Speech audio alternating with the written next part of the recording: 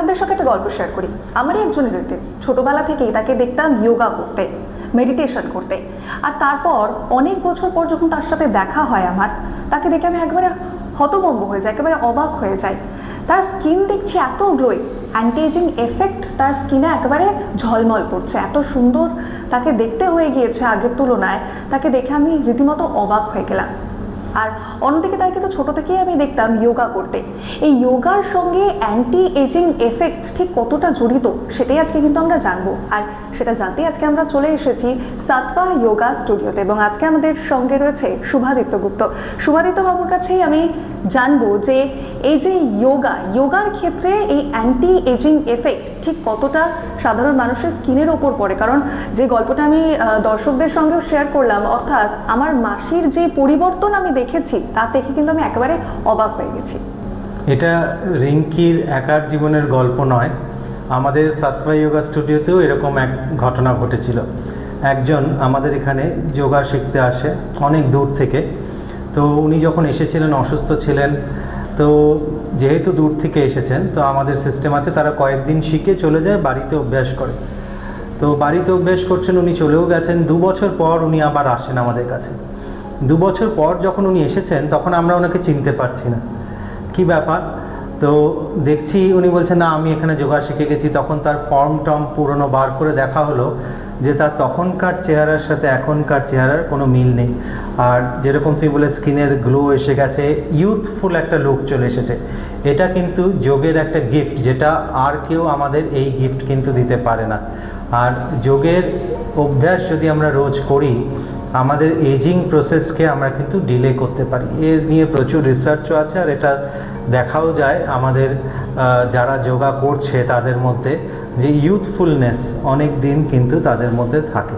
তাই যোগের সবথেকে ইম্পর্ট্যান্ট রোল এখানে চলে আসে হচ্ছে ধ্যানের। মেডিটেশনের অভ্যেস যদি আমরা করি, তাহলে কিন্তু আমাদের এই anti aging effect of yoga, সেটার সবথেকে বেশি ফল পাওয়া যায় হচ্ছে ধ্যানের মধ্যে। যদিও আমি সবসময় বলি এইগুলো যোগের সাইড এফেক্ট, এইগুলো যোগের মেইন এফেক্ট নয়। মেইন এফেক্ট যোগের অন্য কিছু, চিত্তবৃত্তি নিরোধ করাই হচ্ছে যোগের মেইন এফেক্ট। কিন্তু এই সাইড এফেক্টগুলোও এত ভালো, তাহলে মেইন এফেক্টটা কত ভালো হবে সেটা আমরা বুঝতে পারবো।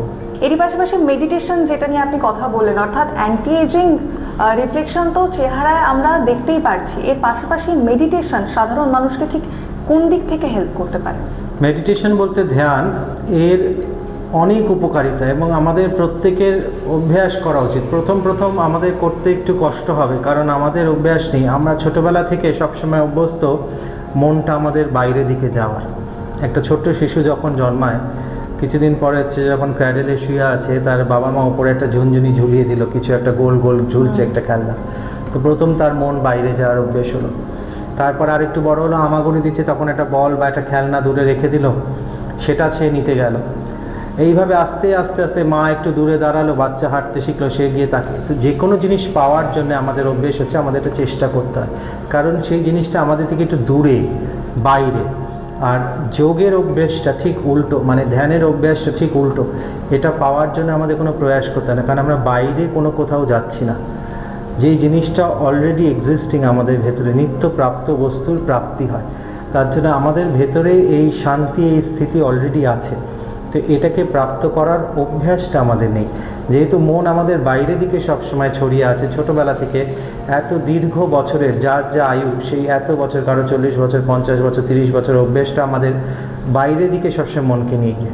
আর ধ্যানে আমরা অভ্যেসটা করছি ঠিক উল্টো, মনটাকে ভেতর দিকে নিয়ে যাচ্ছি।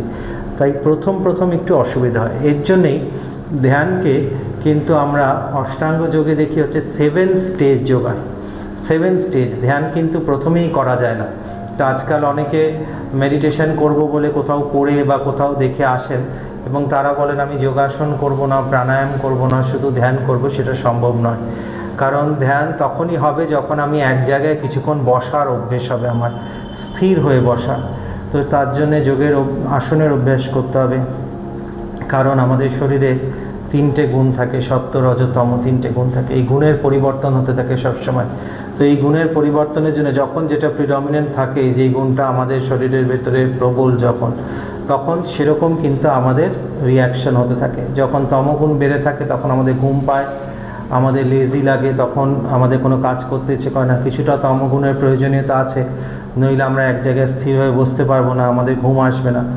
রজগুণ যখন বেড়ে যায় তখন আমাদের ভেতরে অত্যন্ত চাঞ্চল্য দেখা যায়, রেস্টলেসনেস, এই যে অ্যাংজাইটি আজকাল হয়, কারণ আমাদের রজগুণ বেড়ে থাকে বলে।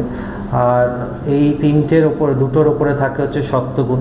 তো এবার ধীরে ধীরে ধীরে ধীরে যত আমরা যোগের অভ্যেস করবো তত সত্ত্বগুণ বাড়ে, তখন ধীরে ধীরে আমরা দেখবো আমরা এক জায়গায় স্থির হয়ে বসতে পারছি। তো স্থির হয়ে বসতে পারাটা প্রথম প্রয়োজন ধ্যানের জন্যে।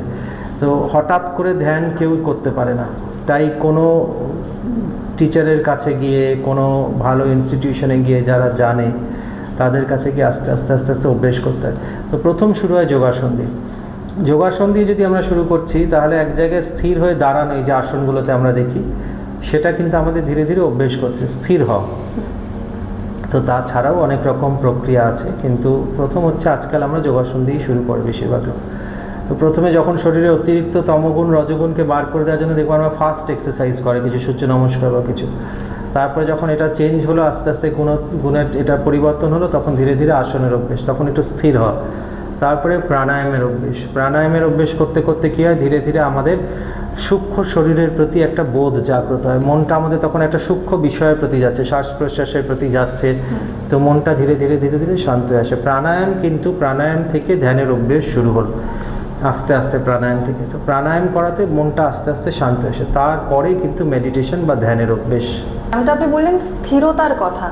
অনেকেই ছোটবেলা থেকে আমরা দেখতে পাই, অনেক ছোট ছোট শিশুরা অনেক ছটপটে, মা বাবা তাদের অনেক কন্ট্রোল করার চেষ্টা করে, কিন্তু তারা এদিকে দৌড়ে বেড়াচ্ছে, সেদিকে লাফিয়ে বেড়াচ্ছে। মা বাবার জন্য কিন্তু খুব ডিফিকাল্ট হয়ে যায় তাদের কন্ট্রোলে আনা, অর্থাৎ তাদের মধ্যে একটা স্থিরতা। কারণ আমাদের আজকালকার যা সমাজ, যা সকলের লাইফস্টাইল, তাদের মধ্যে কিন্তু কামনেস নেই, একটা স্থিরতা আনা খুবই প্রয়োজন। তার ক্ষেত্রে মেডিটেশন ঠিক কতটা ইম্পর্টেন্ট? মানে বাচ্চাদের জন্য ধ্যানের কোনো উপকারিতা আছে নাকি? বাচ্চাদের জন্য ধ্যান নয়, এইটা অনেকে ভুল বোঝে। তো বাচ্চা দুষ্টুমি করবে, ছোটাছুটি করবে, এটা স্বাভাবিক, কিন্তু আজকাল সমস্যাটা হয়ে যায় যেটা আমি বললাম, যে ছোট ছোট ফ্ল্যাট, বাচ্চা ছোটাছুটি করার জায়গা নেই, বাবা মার একটাই বাচ্চা, তাই তার পুরো অ্যাটেনশন সেই বাচ্চাটার ওপরেই পড়ে, সে ছুটছে কি দৌড়াচ্ছে। আগেকার দিনে বাবা মাদের অত সময় ছিল না দেখার, আর প্রত্যেকের বাড়িতে কাজের লোক আছে 3-4টে করে, তাই তাদের কোনো কাজ নেই, তাদের অ্যাটেনশনটা বাচ্চার উপরেই পুরোটা পড়ে।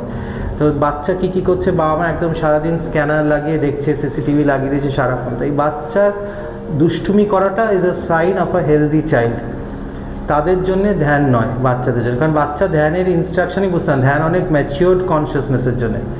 তাদের জন্য হচ্ছে একটু এক্সারসাইজ, আসন আর প্রপার ইটিং যদি তারা করতে পারে, ওইসব জাঙ্ক ফুড বাদ দিয়ে, তাহলেই আস্তে আস্তে বাচ্চা স্বাভাবিকভাবে ঠিক হয়ে উঠবে। এবং ডিসিপ্লিন, বাচ্চার দুষ্টুমিটা কোনো সমস্যা না। বাবা মা যদি দুষ্টুমি করতে শুরু করে তখন তাদের ধ্যান করতে হবে, বড়রা যদি দুষ্টুমি করে তখন তাদের ধ্যান করে। বড়রা খুব চঞ্চল হয়ে গেল, ছোটাছুটি শুরু করলো, অস্থির, যেটা আমি আমার অনেক এপিসোডে বলেছি, এই যে আমাদের সবসময় অস্থির লাগছে, তার থেকে আমাদের অ্যাংজাইটি হচ্ছে, স্ট্রেস হচ্ছে, তার থেকে ডিজিজ হচ্ছে, তাদের কিন্তু ধ্যানের পথে আসতে হবে, যোগের পথে আসতে হবে। বাবা মা যদি শান্ত হয়ে আসে, আস্তে আস্তে তাদের এনার্জি বাড়বে, তারা বাচ্চাকে ভালো করে ম্যানেজ করতে পারবে। বাচ্চা স্বাভাবিকভাবে 4-5 বছর, 6-7 বছর অবধি তো দুষ্টুমি করবেই, তারপরে সে আস্তে আস্তে আস্তে আস্তে সে ম্যাচিওর হতে শুরু করবে। তো তার জন্য ধ্যানের অভ্যেস দরকার নেই, কিন্তু ধ্যানের অভ্যেস বড়দের প্রত্যেকের আফটার 14-15 ইয়ার্স, 16 ইয়ার্স ধীরে ধীরে ধীরে ধীরে ধ্যানের অভ্যেস করা দরকার, কারণ তার আগে অবধি ইনস্ট্রাকশনগুলো ফলো করতে পারবে না। এই যে স্ট্রেস ম্যানেজমেন্ট, সেটা নিয়েও কিন্তু আমরা কথা বলেছি। আর এই যে স্ট্রেসটাকে কিভাবে কন্ট্রোল করতে হবে, স্ট্রেসটার ব্যাপারে আমরা অনেকে ওভার থিঙ্ক করি অনেক সময় বিভিন্ন বিষয় নিয়ে, সেই জিনিসগুলো কিভাবে কন্ট্রোলে আনতে হবে, এটার জন্য মেডিটেশন ঠিক কতটা ইম্পর্টেন্ট? যেটা আপনি বলছিলেন যে 15 বছর 16 বছরের পর মেডিটেশনের একটা এফেক্ট, পজিটিভ এফেক্ট সাধারণ মানুষের মধ্যে পড়ে। সেক্ষেত্রে আমরা দেখেছি, যেটা আমরা স্ট্রেস ম্যানেজমেন্টের ক্ষেত্রে দেখেছি, যে আমরা একটুতেই রেগে যাই, একটুতেই কারোর সাথে ঝগড়া হয়ে যায় বা ঝামেলায় আমরা জড়িয়ে পড়ি। সেক্ষেত্রে মেডিটেশন ঠিক কতটা এফেক্টিভ? স্ট্রেস ম্যানেজমেন্টের ক্ষেত্রে মেডিটেশনের একটা প্রোফাউন্ড রোল আছে। তার সবথেকে বড় কারণ হচ্ছে, আজকাল আমাদের স্ট্রেসের একটা বিশাল বড় কারণ হচ্ছে কম্পিটিশন। তো এত কম্পিটিটিভ এনভায়রনমেন্টে আমাদের থাকতে, আর এই কম্পিটিশনটা কিছুটা আমাদের নিজেদের মানে মনোকল্পিত, হয়তো সেই কম্পিটিশন না করলেও আমাদের কিছু আসবে যাবে না, কিন্তু আমরা কল্পনা করে নিয়েছি যে ওর সাথে আমার কম্পিট করতেই হবে, আর এটা ছোটোবেলা থেকে আমাদের শেখানো হয়। তাই আমাদের এখানে বাচ্চাদের ক্লাস আগে যখন হতো, একটা খুব সুন্দর জিনিস আমরা শেখাতাম। বাচ্চারা একসাথে বসে ড্রয়িং করবে, এবং যে বাচ্চা সবাইকে হেল্প করবে তার ড্রয়িংটা সব থেকে ভালো আমরা বলবো, এই না যে সব থেকে ভালো ছবি এঁকেছে। তাতে কি হয়, আমরা কোঅপারেট করতে শিখি, কম্পিট করতে নয়। আজকাল আমরা কোঅপারেট করতে ভুলে গেছি। আমরা যত কোঅপারেট করব সবার সাথে তত আমাদের স্ট্রেস কম থাকবে, আর আমরা যত কম্পিট করব অন্যের সাথে তত আমাদের স্ট্রেস বাড়বে। কেন আপনারা প্রশ্ন করবেন। দেখুন, আপনার নিজের শরীরটা, আমার সম্পূর্ণ শরীরটা তৈরি হয়েছে, আপনার শরীরটা তৈরি হয়েছে কোঅপারেশন দিয়ে। আমরা যখন খাচ্ছি, গলার মধ্যে আমাদের শ্বাসনালীর ওখানে এপিগ্লটিস বলে একটা জায়গা থাকে, তো সেটা বন্ধ হয়ে যায় যাতে আমাদের খাওয়ার শ্বাসনালীতে লাংসে প্রবেশ না করে যায়। তো এটাকে আপনি কি বললেন, কোঅপারেশন না কম্পিটিশন? কোঅপারেশন, কারণ ইওর বডি ইজ কোঅপারেটিং। হ্যাঁ, একই জায়গা দিয়ে আমরা শ্বাস নিচ্ছি, খাচ্ছি, কিন্তু যখন আমরা খাচ্ছি তখন শ্বাসের জায়গাটা কয়েক সেকেন্ডের জন্য বন্ধ হয়ে গেল যাতে খাবারটা পাস করে যায়। তো এটা কোঅপারেট করা। যেই আমি খেলাম তখনই বডি ইনসুলিন সিক্রেট করবে, এটা হচ্ছে body is cooperating. Digestive juices secret করছে, কোঅপারেট করছে বডি যাতে সেটা ডাইজেস্টেড হয়ে যায়। আজকে যেদিন ডাইজেস্টিভ জুস সিক্রেট করবে না সেদিন ডিজিজে পরিণত হবে। Where there is no cooperation there is disease. To avoid disease we have to cooperate, we need to learn to cooperate, যেটা আজকের দিনে আমরা ভুলে গেছি। আগেকার দিনে যখন জয়েন্ট ফ্যামিলি সিস্টেম ছিল, একসাথে অনেকে থাকতো, আমরা সবাই সবার সাথে কোঅপারেট করতাম। তখন কটা ডিপ্রেশন কেস ছিল, কটা অ্যাংজাইটি কেস ছিল। মানুষের অনেক ডিফিকাল্ট সিচুয়েশন থাকতো, কিন্তু তারা অ্যাংজাইটি ডিপ্রেশনে ভুগতো না।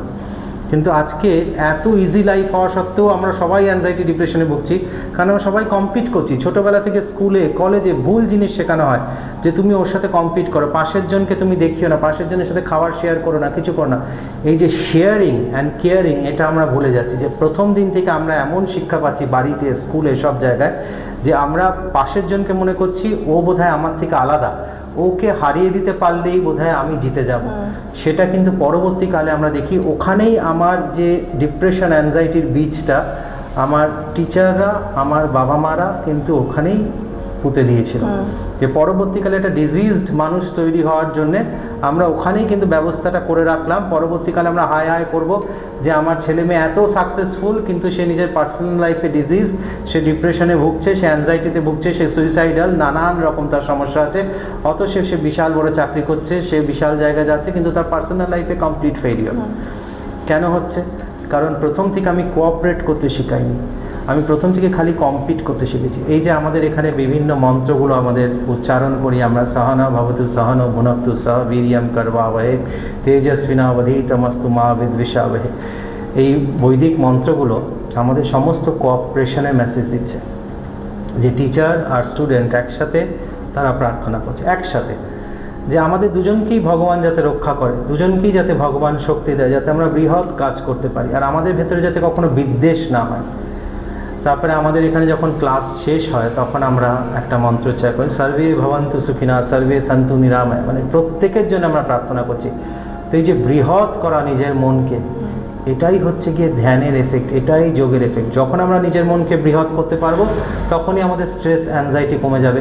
আর যখনই আমরা সংকীর্ণতা বোধ করব নিজের ভেতরে, শুধু নিজেকে নিয়ে চিন্তা করবো। স্ট্রেস অ্যাংজাইটি আজকাল বেশি তাদেরই যারা সারাক্ষণ নিজেকে নিয়ে চিন্তা করে, আমার কি হবে, আমার এটা হলো না, আমার সেটা হলো না। এইগুলো যত আমরা চিন্তা করব তত আমাদের কিন্তু অ্যাংজাইটি ডিপ্রেশন বাড়বে। আর এখানেই মেডিটেশনের রোল, যে আমাদের শুধু যে মেডিটেশন হয় তা না, মেডিটেশনের পরে এরকম নলেজ সেশনস হয় যেটায় তাদেরকে এইভাবে বোঝানো হয়। তো মনটা যখন আমার শান্ত হচ্ছে, একটা হচ্ছে সাবকনশিয়াস মাইন্ড আমার ক্লিয়ার হচ্ছে, তখন আমি কিন্তু রিসেপটিভ হয়ে পড়ছি এই নলেজের প্রতি। Otherwise I am not receptive to this knowledge. তো যখন আমি মনটা শান্ত হচ্ছে তখন এইগুলো শুনলে আমার ভেতরে কিন্তু ধীরে ধীরে ধীরে ধীরে বসছে, আস্তে আস্তে এইভাবেই কিন্তু আমরা স্ট্রেসকে ম্যানেজ করতে পারবো।